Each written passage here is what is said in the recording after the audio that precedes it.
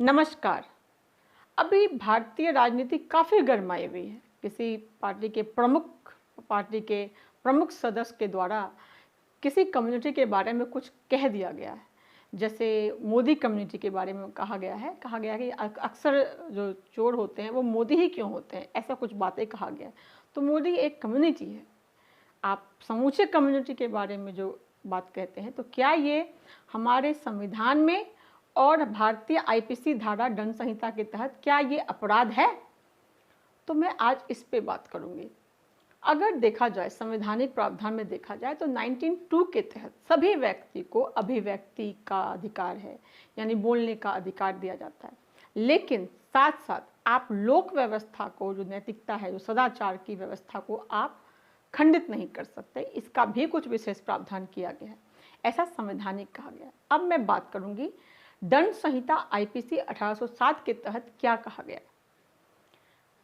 दंड संहिता 1860 153A, 153B, 298 के तहत हेट स्पीच कहा गया। कि हेट स्पीच किसे कहा गया है? अगर किसी के विरुद्ध ऐसी भाषा का प्रयोग करते हैं जो किसी धार्मिक मान्यताओं, जाति को या किसी भी धर्म को हम उस्काते हैं, कुछ ऐसी बातें बोलते हैं जिसकी मान्यताएं खंडित होती है, तो वहाँ पे आईपीसी धारा दंड में वो दंडनीय अपराध कहा जाएगा। आप समूचे कम्युनिटी को अगर आपको कुछ कहना है तो आप डायरेक्टली कहिए, पर समूचे कम्युनिटी के बारे में या धर्म के बारे में या भाषा के तहत, लिंग के तहत किसी को भी आप नहीं, समूचे कम्युनिटी को आप नहीं कह सकते। ये कानूनी अपराध है। धारा किसके तहत? 153A, 153B और 298 धारा आईपीसी के तहत। अब अगर कोई व्यक्ति इस तरह का आचरण करता है तो क्या लोक प्रतिनिधित्व, जो चुनाव का जो कानून होता है 1951, क्या उसके तहत कोई प्रावधान किया गया है? हाँ, कानून, जो चुनाव आयोग का जो एक कानून है 1951 के तहत ये प्रावधान किया गया है कि कोई भी व्यक्ति जो चुनाव लड़ता है, अगर वो दूसरों के प्रति, यानी कि अपने स्वतंत्रता के अधिकार का प्रयोग दुरुपयोग करता है या किसी भी व्यक्ति को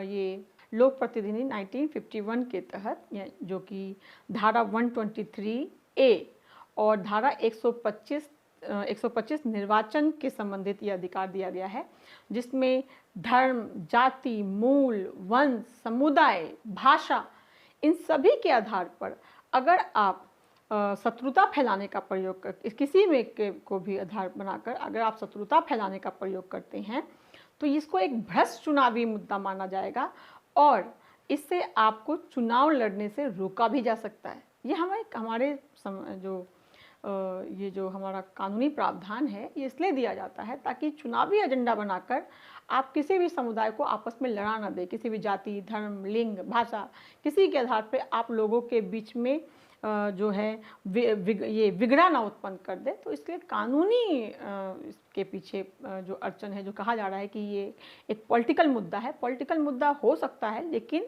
इसके द्वारा कहीं ना कहीं एक कम्युनिटी को भी नुकसान पहुंचाने का प्रयोग किया गया है।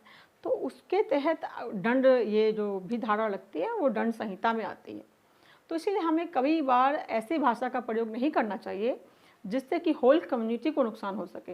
हमें कहते हैं ना कि बोलने से पहले हमें सोचना चाहिए, क्योंकि एक बार तीर कमान से और बात जुबान से निकल जाती है तो कभी वापस नहीं लौटती। तो और जो बड़े ओहदे पद पे बैठे होते हैं उनके ऊपर तो और भी जिम्मेवारियां होती हैं कि वो और भी सही तरीके से भाषा का प्रयोग करें, क्योंकि उनके ऊपर एक आधार टिका हुआ है। आप लोगों से, आप जनप्रतिनिधि हैं, आप लोगों के प्रतिनिधि हैं, आप देश चलाने का शासन जो आधार है आपके ऊपर टिका हुआ है। तो ऐसे में आपकी भाषा का तो प्रयोग सही तरीके से करना चाहिए। तो ये इसके पीछे कानूनी जो भी हो रहा है ना, इसके पीछे कानूनी कारण भी है। पॉलिटिक्स अपनी जगह पर है, तो कहीं ना कहीं कानून का भी यहाँ पर उल्लंघन किया गया है। धन्यवाद।